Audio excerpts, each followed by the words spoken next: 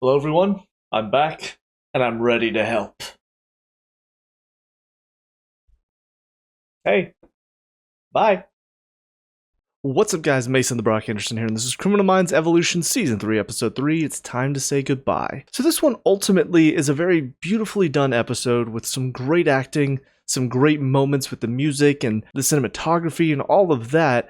The problem is that narratively speaking, this episode just doesn't hit like it should. I mean, this is JJ's husband that we've known for years now, and he's died. And I feel none of it. And I think a lot of it is just down to they didn't really properly build this up. Like we saw in the first season, he was dealing with the issue. I don't remember off the top of my head what it was now. But they had a little bit of drama with that. One of the kids overhearing that he was going and getting treatment for it.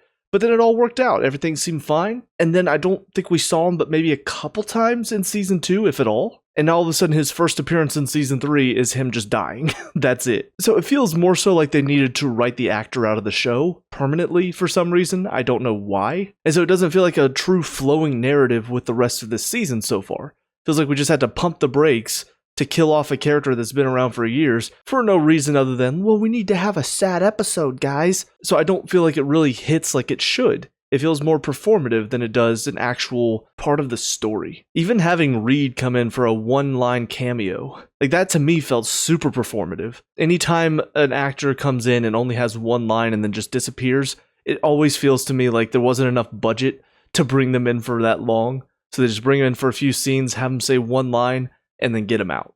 Because we can't pay him too much. So even that should have been an emotional reunion, seeing Spence and JJ together again. Seeing him interact with the team as he goes around and hugs them all. There are no words there. It's all silent because we can't pay Matthew Gray Gubler too much for some reason.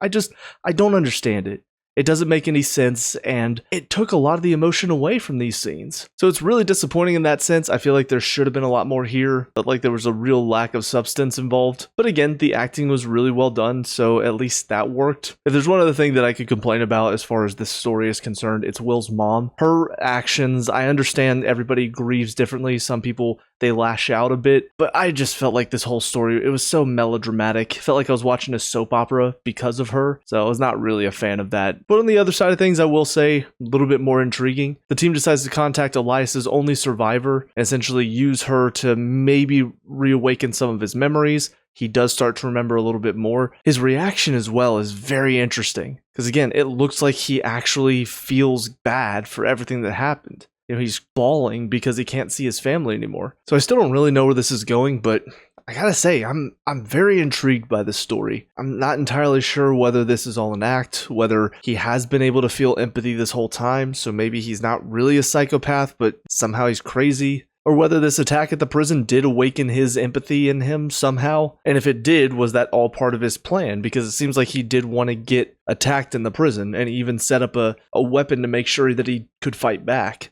I don't know. I have a lot of questions here. I'm very curious to see where the rest of the season is going to go for him. But unfortunately for this episode, there wasn't much outside of that little bit. These few scenes with Elias and him seeing the one girl that he kidnapped to essentially confess to his wife. And I think the first season, that was about the only interesting thing in this episode. But with all that being said, on to the next episode. I'll see you there. And now episode 4, I'm fine, it's fine, everything's fine. And it's clearly not fine. I don't really know what's happening with JJ in this one. Like, this video just sort of comes out of nowhere. I know she's been obsessing about the BAU gate and all of that, so I get that her obsessing over it and seeing this video, it sparks something. I don't know, this whole thing with the video, it feels very confusing at the moment. I don't know if we're supposed to assume that JJ's correct and that this is Voight that sent the video, but I don't know why he would. I don't know what this video accomplishes exactly. We see him getting these flashbacks after they show him the video when they're doing these ink blot tests. I don't know if this video is supposed to be connected to this guy that he drilled a hole in his head. So I think that's really my only problem with the story, is that it's all just really confusing and not in a, ooh, I'm excited to find out more. More so, I'm sitting here wondering, do they know what's happening? Do they have an idea of what they're doing with this? Or are they just kind of throwing shit up on the wall and seeing what sticks? Because it felt like we were moving forward pretty well with this whole idea that maybe Voight was going to be different. Maybe he was going to remember who he was, but maybe he's a different person now. And so having this video pop up out of nowhere and having JJ be so convinced it's him,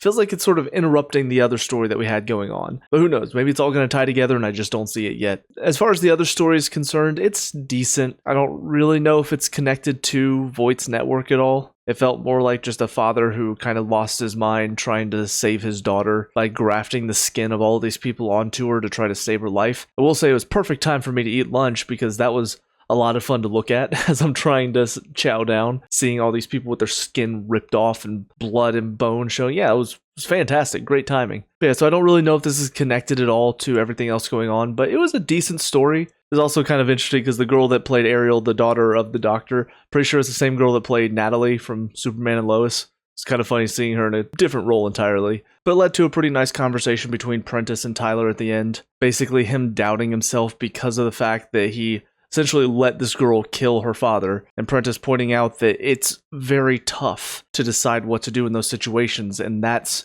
part of the job, is making those tough decisions and trying to get through it without second guessing yourself, because ultimately in a lot of these situations it doesn't matter what decision you make, there's no good ending. So I like that little conversation, and like I said, overall this story was perfectly fine. I'm just a lot more interested in what's going on with the Sicarius network, to be honest. But I think that'll do it for these 2 episodes so far. I'm intrigued, but I don't feel like I'm as invested as I was in the first 2 seasons. So I'm really hoping they can get me back on board here soon. Because if not, I feel like we're just sort of biding our time until something exciting happens later on. But with all that being said, cue the outro.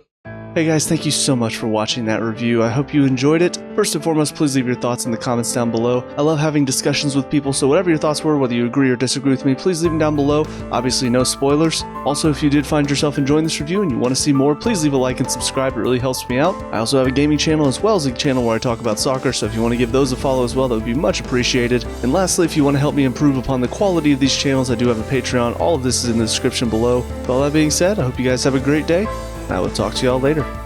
Peace out.